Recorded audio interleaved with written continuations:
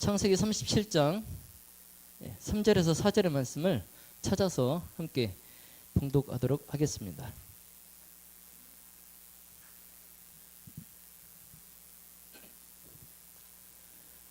창세기 37장 3절에서 4절의 말씀 함께 봉독하겠습니다. 요셉은 시작. 요셉은 노년에 얻은 아들이므로 이스라엘이 여러 아들보다 그를 깊이 사랑하여 위하여 채색옷을 지었더니 그 형들이 아비가 형제들보다 그를 사랑함을 보고 그를 미워하여 그에게 언사가 불평하였더라. 아멘. 여러분, 성경에서 형제에 관한 가장 유명한 구절을 꼽으라고 하면 여러분 어떤 성경절을 꼽겠습니까? 지금 떠올리는 기억절 있으십니까? 형제에 관한. 아마 이게 아닐까? 형제가 연합하여 동거함이 어찌 그리 선하고 아름다운고. 뭐 하나 더 찾자면 잠언에 있는 말씀이죠. 친구는 사랑이 끊이지 아니하고 형제는 위급한 때까지 위하여 낳느니라. 아마 이 두 성경절이 형제 우애에 관한 가장 유명한 성경절이 아닐까 싶습니다. 자, 오늘은요 이제 5월 가정의 달 맞이해서 형제 간에 우애하라는 말씀을 가지고 함께 나누도록 하겠습니다. 자, 잠언 18장 19절의 말씀입니다. 잠언 18장 19절의 말씀. 노엽게 한 형제와 화목하기가 견고한 성을 취하기보다 어려운즉 이러한 다툼은 산성 문 빗장 같으니라. 자, 지금 잠언 기자가 노엽게 한 형제와 뭐하기가 견고한 성을 빼앗는 것보다 어렵다고 말씀합니까? 한번 싸운 내 형제와 화목하기가, 화해하기가 정말 그 빼앗기 힘든 철옹성, 그 성을 함락시키는 것보다 더 힘들다라고 말씀하고 있습니다. 여러분 그런 것 같아요? 아니에요? 형제 싸움은 칼로 물베기입니까? 자, 우리가 뭐 흔히 명성을 쌓는 것은 어렵지만 뭐 하기는 쉽다고 그러죠. 무너뜨리는 건 쉽다고 그러잖아요. 근데 형제들도 참 우애 있게 잘 지내기가 참 어려운 것 같아요. 한번 싸우면 그걸로 이제 끝이라고 또 잠언 기자가 그렇게 말씀을 합니다. 여러분 형제간에 한번 크게 싸우고 나면요 다시는 뭐 보기 싫겠다라는 생각도 들지만 또 우리가 한 형제고 또 한 뱃속에서 나왔기 때문에 뭐 싸워도 다시 또 언제 그랬냐는 듯이 이렇게 친하게 지내는 게 바로 형제입니다.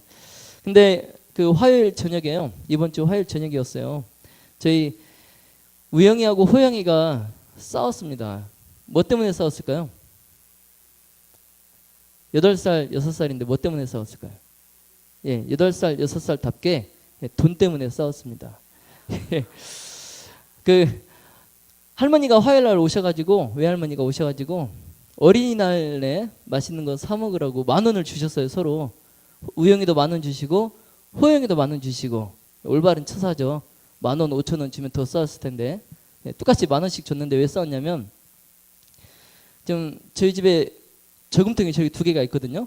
돼지 2마리가 있는데 이제 우영이 것 있고 호영이 것이 있어요. 근데 호영이 그 둘째 호영이 취미가 저금통에 돼지에게 밥 주는 게 취미입니다. 밥 주는 걸 되게 좋아해요. 그래서 할머니가 10,000원 주시니까 받자마자 달려가가지고 자기 돼지에게 밥을 줬어요. 10,000원짜리 밥을 줬는데 잘못 줬어요. 어떻게? 자기 돼지에게 밥을 줘야 되는데 남의 돼지에게 밥을 줬어요. 그래서 이제 형한테 와가지고 이제 달라는 거죠. 10,000원 내 돼지에게 밥을 줘라. 이제 자꾸 그러는데 형은 이제 돼지 말고도 아프리카 친구가 있거든요. 저 아프리카 친구 저기에다가 또 주는 걸 좋아해요. 그래서 싫다고 나는 아프리카 친구들한테 줄 거라고 그러면서 10,000원을 안 주는 거예요. 그래서 이제 호영이가 자꾸 이제 저 10,000원짜리를 빼려고 형 돼지에 들어간 10,000원을 빼려고 칼 가지고 와서 배를 안 가른 게 다행이죠. 어떻게든지 10,000원짜리를 빼보려고 저러고 있는데 형이 이제 저렇게 10,000원짜리 손에 쥐고 약 올리면서 쳐다보고 있어요. 그래서 이제 결국 잘 달래가지고 형이 10,000원 주는 걸로 일단 싸움은 일단락 됐습니다. 여러분, 참 바람 잘 날 없는 가지 많은 나무. 예.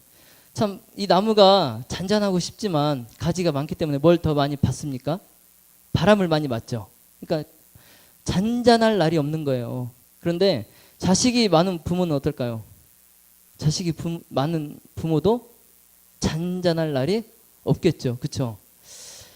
자, 그 형제 간에 싸우는 이유가 여러 가지가 있는데요. 부잣집 형제들은 뭐 때문에 싸울까요? 예. 저희는 부자가 아닌데 돈 때문에 싸웠어요. 예외입니다. 예. 돈 때문에 싸우죠. 예. 부잣집 형제들은 돈 가지고 싸웁니다. 그 작년 7월에 우리나라를 떨썩하게 했던 그 롯데 형제난 있잖아요. 저 가게들을 보면은 신격호 이제 회장이에요. 호련 단신으로 그 젊고 예쁜 마누라를 한국에 남겨두고 홀로 현해탄을 건너서 일본에 가가지고 정말 고생 해갖고 이제 껌을 만들기 시작해가지고 그게 대박을 터뜨려가지고 오늘날 롯데를 일궈냈어요. 근데 그 한국에 두고 온 이제 전 부인, 첫 부인이 29세 나이로 요절합니다. 딸 하나만 남겨두고. 그래서 저기 신영자 씨, 예, 롯데쇼핑 사장인데요. 예, 신영자 씨 딸 하나만 남겨두고 요절을 해요. 그래서 일본에서 A급 전범인 그 손녀와 결혼을 합니다. 결혼을 해가지고 저 두 아들을 낳아요. 그래서 신동주, 신동빈. 예. 그리고 이제 또 롯데 미스 선발대회를 하거든요. 롯데는. 예, 롯데 미스 선발대회 막 전도연, 이미연, 막 내노라 하는 우리 원미경 막 다 스타들이 다 거기 출신이에요. 근데 거기 서미경 씨라고 롯데 출신, 롯데 미스 출신인데 거기가 이제 또 세 번째 부인이 돼가지고 또 딸을 낳았어요. 근데 가계도가 되게 복잡합니다. 예. 이 형제들은 한국말로 대화를 못한대요. 일본말이나 영어로 대화한답니다. 근데 이제 두 형제가 경영권을 두고 이제 싸움을 했죠. 그래서 누구 승리로 끝났죠? 네, 동생 신동빈의 승리로 끝났습니다. 근데 지금도 이제 아버지하고 큰아들하고 손을 맞잡고 다시 이걸 뒤집어 보려고 하는데 쉽지 않아요. 이제 부자들은 저렇게 돈 때문에 싸우기는 돈 때문에. 여러분 화면 색깔 정상인가요? 좀 비정상이죠? 자 옆에서 보니까 지금 괜찮아요? 예. 괜찮아요? 예. 그래서 부잣집은 돈 때문에 싸우는데 자 그럼 가난한 집은 뭐 때문에 싸울까요? 네? 음식? 자 가난한 집은 이것 때문에 싸웁니다. 이게 뭐죠? 계란 프라이. 예, 계란 프라이 가지고 싸워요. 가난한 집은. 예. 자 요즘 그 끝났는데요. 올해 1월달에 종영을 했는데 저는 한 번도 못 봤는데요. 그 응답하라 시리즈 있잖아요. 응답하라 1988. 예, 응답하라 1988 드라마 TV 드라마인데 거기 5 가족이 나오는데 여러분께 오늘 말씀드릴 가족이 덕선이네 가족이에요. 저 덕선이네 가족이 성동일 이제 부부의 이녀 일남이 있어요. 근데 둘째 딸 덕선이가 이제 주인공입니다. 근데 둘째라서 여러분 그 자녀 셋 형제분이 셋 이상인 분은 다 공감 가실 거예요. 둘째라서 안 돼, 뭐 안 돼, 안 돼 이런 거 많죠. 둘째니까 양보해야 되고, 그렇죠? 언니한테 뺏기고 동생한테 양보하고 그러잖아요. 그래서 생일도 언니하고 저기 보라라는 언니하고 3일 차이 나요. 3일 차이. 그러니까 꼭 언니 생일날 촛불 한번 끄고 나서 초 다시 꽂고 자기 동생 둘째 생일 파티를 맨날 해주는 거예요. 그래서 이날도 이제 생일 파티 언니랑 같이 안 하겠다고 이제 그러는 건데 한번 잠깐 영상을 한번 보겠습니다.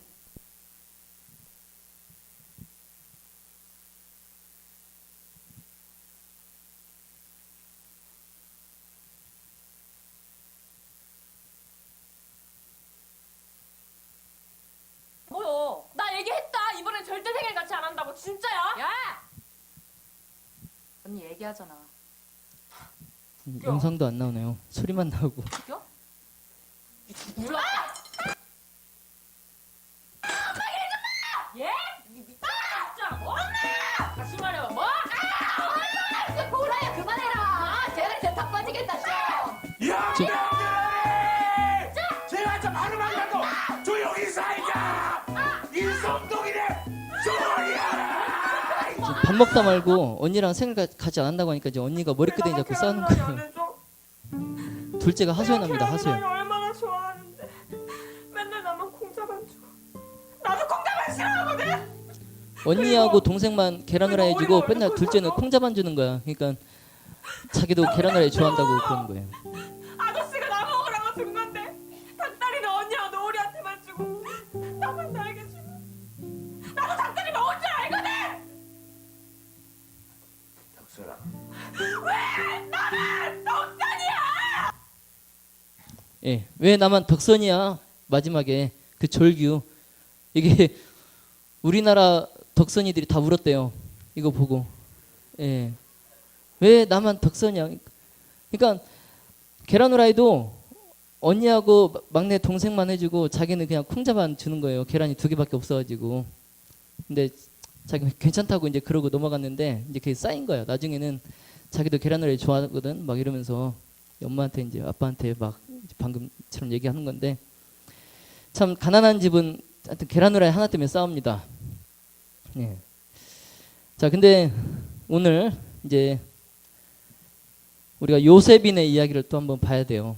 예, 성경의 요셉인의 이야기. 예, 여기도 참 가지 많은 나무잖아요. 예, 자식이 12이나 되는 아들이 12이나 되는데 자, 이 요셉인의 가족은 어떻게 싸웠을까? 여러분 요셉이 잘하는 게 뭘까요? 요셉이 잘하는 거. 예? 예? 뭐라고요? 크게 얘기하세요. 고자질. 어우. 예, 맞습니다. 꿈꾸는 것이라고 이렇게 얘기하실 줄 알았더니 고자질 바로 나오네요. 예, 요셉이 잘하는 게요. 고자질이었어요. 고자질. 예. 그래서 이 고자질 잘하는 동생 있으면 미워요, 안 미워요? 우리 언니들 손 들어보세요. 언니들 손 들어보세요. 왜 다 막내예요? 왜 손 안 드세요? 예, 언니 저기 예, 언니 왜 손 안 드세요, 언니? 자, 여동생이 퍽 하면 고자질하고 그러면 미워요, 안 미워요? 밉죠? 뭐 하고 싶어요? 뭐 하고 싶어요? 예, 그거 하고 싶잖아요. 그쵸? 근데 요셉이 딱 마음에 그냥 아빠한테 가서 형들을 다 고자질 하는 거예요. 그러니까 형들이 요셉을 볼 때 어떻겠습니까? 이거 쉽겠죠? 그쵸? 예? 그거 하고 싶잖아요. 근데 형들이 이렇게 요셉을 미워하게 된 배경에는 아빠의 책임도 있어요. 아빠가 옛날에 형 에서를 속여가지고 장자권을 뺏었잖아요. 그런 그 야곱의 그 죄의 형질이 고스란히 그 아들들의 품성과 생애에 쓰라린 결과를 가져오게 됩니다. 그리고 그 아들들이 이제 성년이 되었을 때 그 아들들에게 심각한 품성의 결함을 또 가져오게 되죠. 자, 일부 다처였어요.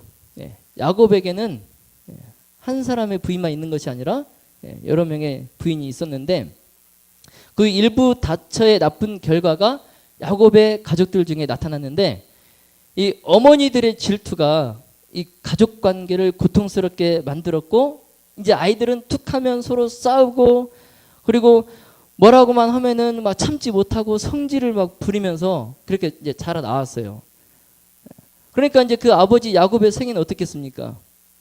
늘 그냥 근심과 슬픔으로 행복하지 못한 그런 불행한 삶이었죠. 그런데 이 아들들 중에 유독 눈에 들어오는 한 아들이 있었는데 그 아들이 누굽니까? 예, 요셉이에요. 요셉. 자기가 정말 사랑했던 그 라헬에게서 그것도 노년에 낳았던 늦둥이 요셉. 예, 이 요셉만큼은 정말 야곱의 눈에 쏙 들어왔어요. 왜냐하면 형들은 막 그렇게 성질을 부리면서 못되게 그렇게 잘하는데 요셉은 굉장히 순종적이면서 그다음에 성실하고 또 아버지의 교훈에 귀를 기울이고 특히 이제 하나님의 말씀에 순종하기를 좋아하는 그런 아들이었어요. 그러니까 야곱이 다른 아들들보다 이 요셉을 어떻게 했습니까? 더 사랑했어요. 특히 이제 라헬이 죽고 나서는 더 이제 그 라헬에게 갔던 전까지 요셉에게 이제 쏠리는 겁니다. 자, 그래서 이제 그 정말 옛날에 정말 고귀한 사람들만 입는 그런 값진 채색 옷을 지어가지고 누구에게 입힙니까? 요셉에게 입혀요. 그러니까 이제 그 형들이 아버지가 그 요셉만 그렇게 편애하는 걸 보고 무슨 생각을 하냐면 그 결정적으로 이제 채색 옷을 요셉에게만 준 걸 보고 아, 이제 아버지가 드디어 장자권을 맏아들이 아닌 요셉에게 주려는구나 라는 이제 그런 생각을 갖게 되고 요셉을 이제 어떻게 하려고 그런 생각까지 갖게 됩니다.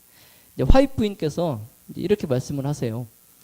요셉이 형들의 잘못을 진심 어린 걱정으로 아버지에게 말씀드렸을 때 형들은 자신들의 악행이 알려진 것에 분을 품고 폭로한 요셉에게 형들의 감정은 더욱 날카롭게 되었다. 그러니까 요셉이 고자질을 좋아했는지 모르겠지만 그 고자질은 다 누구를 위한 거였어요? 형들을 위한 것입니다. 형들을 위한 것. 진심으로.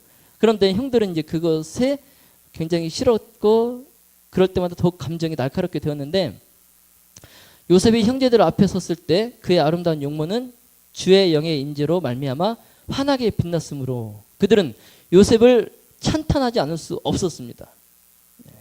그러니까 요셉이 그런 꿈 얘기를 하지 않아도 주의 영이 함께 임하는 그 요셉의 용모를 봤을 때 형들은 그 요셉을 보고 찬탄하지 않을 수가 없었어요. 그런데 그들은 악한 길을 단념하지 않고 그들의 죄를 책망한 요셉의 결백을 미워하면서 노란 글씨에 그들의 마음속에 가인을 움직인 동일한 정신이 불타오르고 있었다. 화이트 부인께서 이렇게 말씀합니다. 그 형들의 마음속에 드디어 이제 어떤 마음까지 들어요? 가인이 아벨에게 했던 아벨을 향해서 가졌던 그런 동일한 정신이 그 형들에게서도 이제 불타오르기 시작하는 것이죠. 자, 결국 요셉이 채색 옷을 입고 그 형들 앞에 왔을 때 그 형들이 이제 그 요셉을 보고 이성이 미쳐버립니다. 이성이 미쳐서 요셉을 죽이기로 결심을 하게 되죠. 자, 여러분 자식 중에 유난히 정이 가는 자식이 있습니까? 속으로 한번 손들어 보세요. 속으로. 옆에 다 보고 계시니까 그냥 속으로 그래 난 누구야. 있어요? 없어요? 있어요? 있어. 입으로도 내지 마세요. 있어. 자, 근데 그 자식이 다른 형제들보다 좀 못해. 좀 허약하게 태어났거나 뭐 장애를 갖고 태어났거나 좀 부족해요. 그래서 이제 부모 입장에서 그 자식에게 더 정이 가고 신경이 쓰여요. 근데 그거는 형제들이 이해할까요? 못할까요? 아유, 왜 고개를 흔드세요? 이해하죠. 야곱의 아들들이 아니면 이해하죠. 왜냐하면 좀 못난, 자기보다 좀 못한 동생이니까, 형이니까 이해하죠. 그런데 그냥 그런 것도 없이 그냥 그 자식의 외모나 그 자식의 능력이나 그 자식의 호감 때문에 그 자식을 편애한다면 다른 형제들이 이해할까요? 못할까요? 이해 못하죠. 저같이 순둥이도 그런 건 이해 못합니다. 근데 저희 이남 1년대 저희 형이 첫째인데요. 독차지했습니다. 사랑을. 근데 다 뛰어나요. 뭐든지. 뭐든지 다 뛰어나니까 제가 그냥 단념이 되더라고요. 그래, 형은 공부도 잘하고 말도 잘 듣고 모범생이니까 이제 단념이 됐는데 다른 형제들은 이제 그렇게 편애하면 이유 없이 그냥 그 한쪽 형제를 편애하면은 이해를 못하는 것이죠. 자, 근데 그렇게 이제 요셉이 형들의 그 시기심에 이제 노예로 팔려가죠. 이스마엘 사람들에게 노예로 팔려가서 세월이 많이 지나는 동안 이 형들은 어떻게 됐을까요? 요셉이 없으니까 눈에 가시가 빠지니까 어때요? 더 좋게 살았을까요? 아니요. 고통의 나날의 연속이었어요. 이 형들은요, 요셉을 그렇게 노예로 이국 멀리 노예로 팔아버리고 나서 두 다리 뻗고 잘 줄 알았는데 더 힘든 고통의 연속이었습니다. 그래서 그 형들의 품성이 이제 조금씩 변화되기 시작했어요. 이제 이타적이고 또 서로 간에 진실하고 또 그들의 아버지께 효도하고 그들이 이제 아버지에게 이제 힘으로 지지 않는 그러한 중년의 나이가 됐음에도 불구하고 아버지의 말씀에 복종하는 그러한 성품이 변화를 입었습니다. 자, 성령께서 그 형들의 마음의 변화를 일으키신 겁니다. 자, 이제 흉년이 들어서 애굽의 양식을 사러 왔다가 뜻밖의 요셉의 의도대로 감옥에 3일간 갇히게 됐는데 그 3일간 감옥에 갇히는 동안도 요셉의 형들은 자신들의 과거의 죄를 반성하는 기간으로 삼고 괴롭고 슬픈 그 3일을 보냈다고 화이트부인께서 말씀합니다. 자, 그러면서 이제 감옥 속에서 자신들이 왜 그랬을까? 왜 우리가 요셉에게 참지 못하고 그렇게 했을까? 자신들의 행위를 이제 나무라면서 그렇게 했는데 그 동생이 죽은 줄로만 알았던 동생이 애굽의 총리가 되어서 자신들 앞에 서 있는 줄은 꿈에도 모르고 두려움 속에서 그렇게 떨고 있는데 요셉이 형들에게 자신을 이제 나타내죠. 그러자 이제 형들인 요셉을 알아보고 겸손히 자신들의 죄를 자복하고 동생에게 죄를 용서해 주기를 간청합니다. 자, 요셉은 정말 지난 세월만 생각하면 어떨까요? 그 형들을 보면. 자, 야곱이 에서 형의 장자권을 속에서 빼앗고 도망갔을 때 에서는 뭘 갈았을까요? 그날부터 칼을 갈았겠죠. 야곱을 만나기만 하면 어떻게 하겠다? 그시겠다. 근데 이 형들에게 팔려서 정말 그 당시 노예는 거의 사람 취급 못 받았잖아요. 거의 물건 취급 받다시피 했는데 정말 그 부모님의 집을 떠나서 이국 멀리 한 번도 가보지 않는 곳으로 그것도 노예로 팔려간다는 그 심정, 그 요셉이 그곳에서 생활하면서 우여곡절도 많이 겪었잖아요. 그러면 형들을 생각했을 때 어떤 생각이 들었을까요? 형들을 만나면 내가 이제 성공했으니까 애굽의 총리니까 형들을 그런 생각을 했을 법도 한데 요셉이 이렇게 말합니다. 하나님이 큰 구원으로 당신들의 생명을 보존하고 당신들의 후손을 세상에 두시려고 나를 당신들 앞서 보내셨나니 그런즉 나를 이리로 보낸 것은 당신들이 아니라 누구다? 하나님이시다. 그렇게 고백해요. 그러면서 이제 형들과 끌어안고 입을 맞추면서 울어요. 그러니까 이제 형들이 정말 자신들의 잘못을 뉘우치면서 동생에게 그 용서를 구합니다. 이제 동생과 형들의 관계는 이제 그렇게 이제 어느 정도 해결이 되는 것 같았는데 형들에게는 또 한 가지가 남았습니다. 뭘까요? 아버지 야곱에게 그동안 말하지 못했던 사실을 얘기를 해야 돼요. 이제는. 지금까지 야곱은 요셉이 어떻게 됐어요? 그 형들이 말한 대로 짐승에게 물려가서 죽은 줄만 알고 있던 야곱에게 이제 형들이 그 일을 털어놓아야 됩니다. 근데 이 야곱도요, 요셉이 그렇게 애굽에서 총리가 되어서 잘 살고 있는 모습을 보니까 지난 날이 다 어떻게 됩니까? 지난 날이 다 용서가 돼요. 그러면서 정말 기뻐하면서 이제는 내가 당장 죽어도 여한이 없다라고 그렇게 이제 아들들에게 얘기를 합니다. 이렇듯 하나님께서는 성령을 통해서 한 가정을 버리지 않으시고 다시 재회할 수 있도록 다시 화목할 수 있도록 하나님께서 역사하십니다. 자, 그래서 이제 야곱에게 하나님께서 17년간을 더 이제 고센 땅에서 평화스러운 날들을 보내게끔 허락을 하십니다. 자, 이 17년간의 삶은 정말 그 이전에 야곱이 요셉을 잃고 살았던 그 어두운 과거들보다 비교가 되지 않는 완전 대조적인 그런 행복한 날들이었습니다.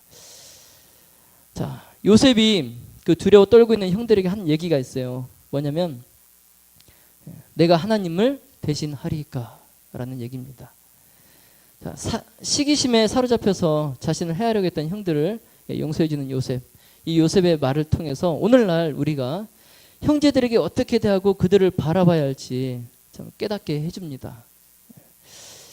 자, 여러분 하나 질문을 드리겠습니다. 여러분 옛날로 다시 돌아가면 자 다시 이제 시집장가 가시는 거예요. 옆 사람 한번 봐보세요. 옆 사람 다시 시집장가 갑니다. 이 사람하고 다시 갈 수도 있고 다른 사람하고도 갈 수도 있어요. 자, 그러면 여러분 시집장가를 다시 가시면 내가 자식을 다시 낳겠습니까? 안 낳겠습니까? 자식을 낳겠다. 난 그래도 자식을 낳겠다. 손들어 보세요. 예. 그럼 난 자식을 낳지 않겠다. 그냥 우리 둘만 행복하게 잘 먹고 잘 살겠다. 손들어 보세요. 예. 제가 예담원에서 이렇게 질문을 드렸어요. 그 다 70 넘으신 정말 연세가 지긋하신 우리 예담원 오시는 분들에게 이 똑같은 질문을 드렸는데 다시 자식을 낳겠습니까? 그러니까 몇 분은 손 드세요. 근데 자식을 그럼 안 낳겠습니까? 했더니 또 한 분도 손을 안 드세요. 그러니까 그래도 자식은 낳고 싶으신가 봐요. 자, 제가 이제 영상을 하나 보여드리겠는데요. 이번에도 영상이 안 나올 것 같은데 좀 걱정됩니다. 이 영상이 왜 안 나올까요? 약간 나왔었는데.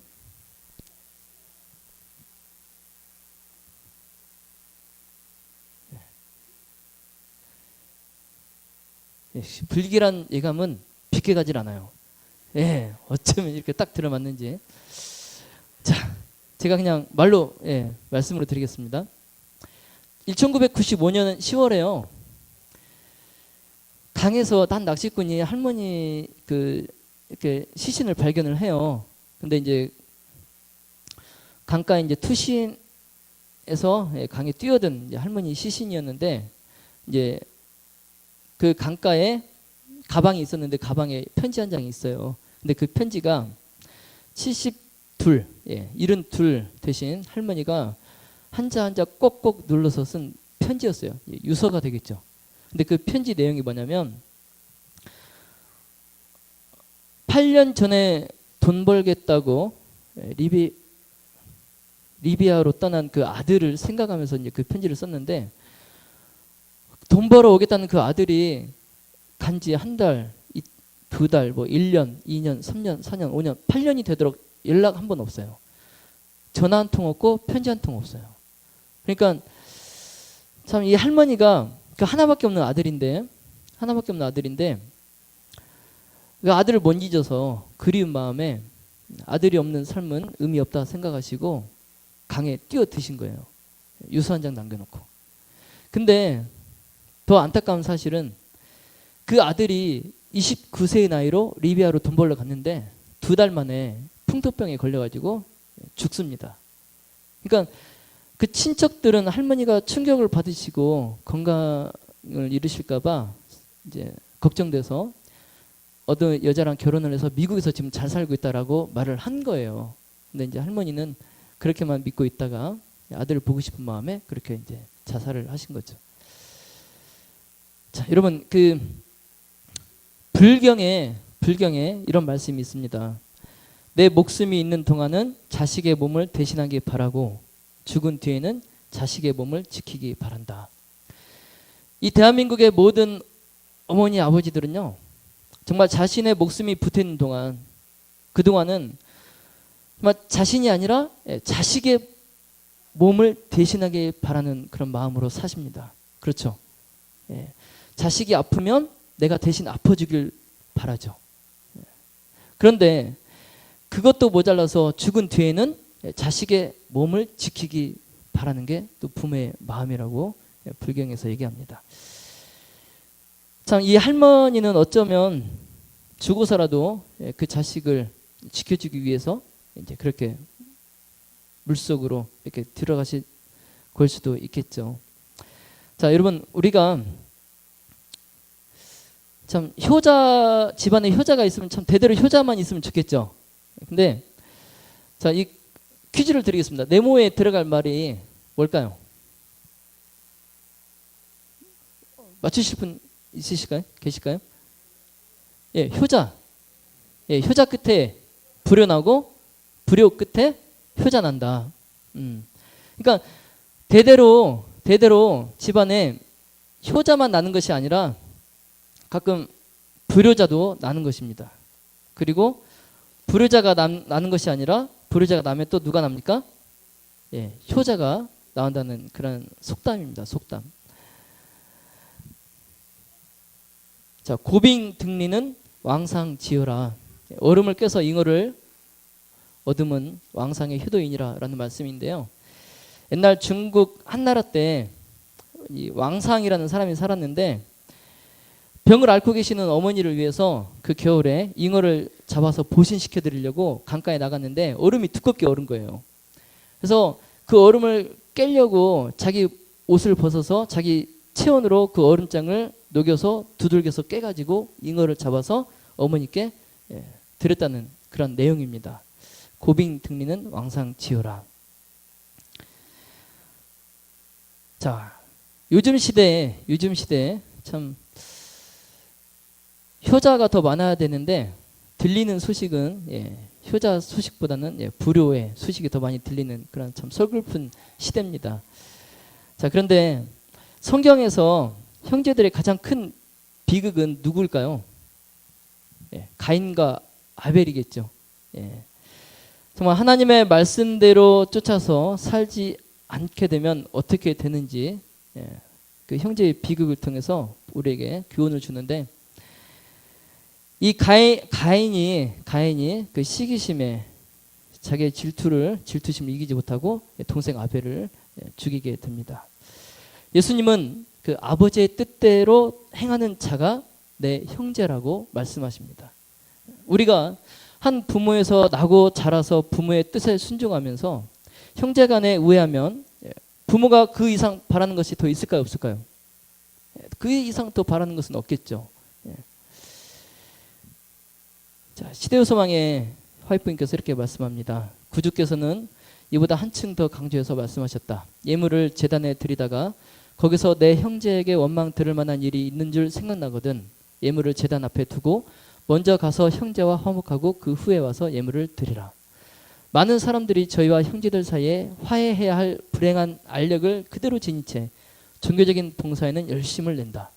하나님께서는 화합을 되찾기 위해 힘 닿는 데까지 최선을 다하라고 요구하신다. 이렇게 행하기 전까지는 하나님께서 그들의 봉사를 받으실 수 없다. 이 문제에 있어서의 그리스도인의 의무는 명백히 지적되어 있다. 하늘 가족으로 태어난 우리 모두는요, 특별한 의미에서 주님의 형제들입니다. 그리스도의 사랑은 당신의 가족들을 한데 묶어 연합시키면서 어디서나 그 사랑이 표현되는 곳에서는 친족 관계를 형성시킵니다. 자, 사랑하시는 우리 성도 여러분, 예수님의 그 사랑을 우리의 기억에 간직해야 합니다. 그리스도께서 우리를 위한 하나님의 사랑을 깨닫기를 원하십니다. 그리스도를 통하지 않고서는 하나님과 우리 영혼과 연합이 있을 수 없습니다. 형제와 형제 사이의 연합과 사랑은 그리스도의 사랑으로 말미암아 영원히 굳게 되어야 됩니다.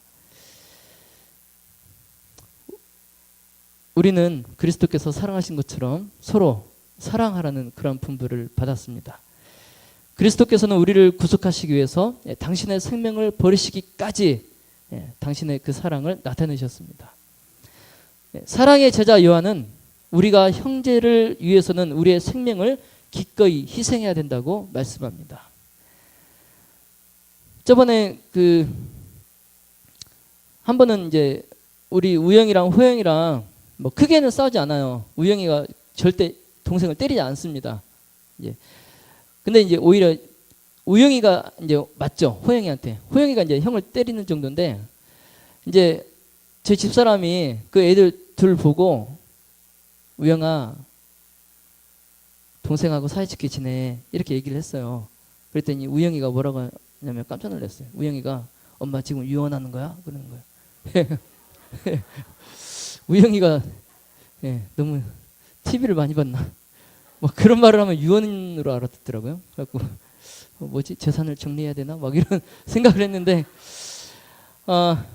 부모의 마음은 그런 겁니다.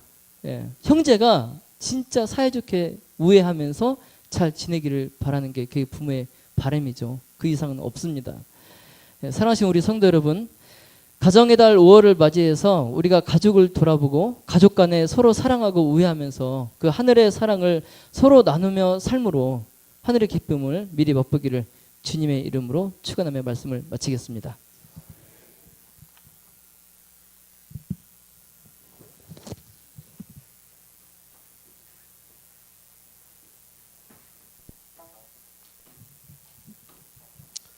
말씀 감사합니다. 다 같이 기립하셔서